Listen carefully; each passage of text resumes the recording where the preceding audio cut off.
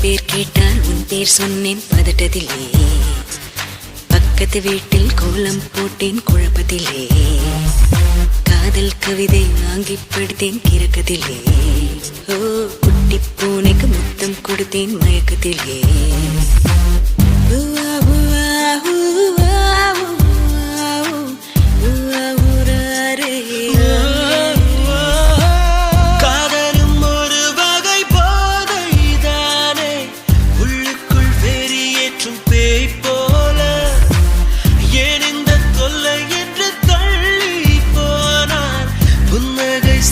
கொஞ்சம் தாய் போல உடல் கொதித்ததே, உயிர் மிதந்ததே.